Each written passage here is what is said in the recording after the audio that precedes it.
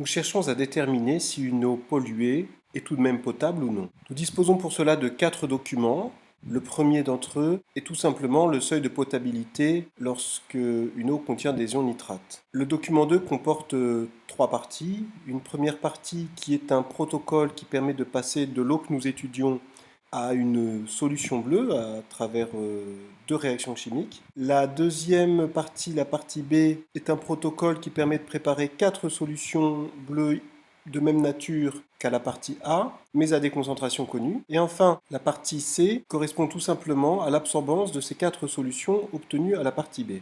Dans le document 3, nous obtenons des informations sur la nature chimique de l'espèce qui teinte en bleu les solutions dans le document 2. Il s'agit de l'ion tétraamine cuivre. Dans le document 4, enfin, nous nous assurons de ce que les absorbances mesurées dans le document 2 partie C ont été mesurées pour les bonnes longueurs d'onde, la bonne longueur d'onde, c'est-à-dire la longueur d'absorption maximale par cette espèce chimique ion tétraamine cuivre. Nous cherchons donc à savoir, à partir de la donnée disponible dans l'énoncé du problème, si notre eau polluée est en dessous ou au-dessus du seuil de potabilité en ce qui concerne les ions nitrates. L'énoncé nous dit que cette solution bleue a une absorbance dont on nous donne la valeur. À partir de cela, nous devons remonter à la concentration de l'eau polluée en ions nitrates. Ce que nous pouvons déjà faire, c'est à partir de cette absorbance et des 4 absorbances pour des concentrations connues, en passant par une droite d'étalonnage construite sur la base de la loi de Wien, nous pouvons tout simplement déterminer la concentration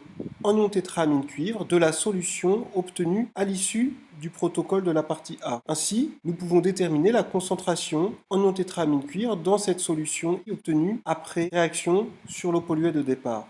En effet, à partir du moment où nous connaissons la concentration en ion tétraamine cuivre de la solution préparée via le protocole A, connaissant également le volume de cette solution, nous allons pouvoir déterminer la quantité d'ion cuivre créée au cours de la première réaction du protocole A du document 2. L'encart de données en bas à droite nous a indiqué quels étaient les couples redox de la réaction du protocole A. Cela nous permet, dans un premier temps, de trouver l'équation de la réaction entre l'ion nitrate et le cuivre, et connaissant cette réaction et sa stéchiométrie, nous allons pouvoir en déduire un lien entre la quantité d'ion cuivre créée par la première réaction et la quantité d'ion nitrate initialement présente dans l'eau polluée. Cette quantité étant connue, nous remontons facilement à la concentration, et comparant cette concentration aux seuils légaux, nous allons pouvoir déterminer si l'eau est polluée ou non.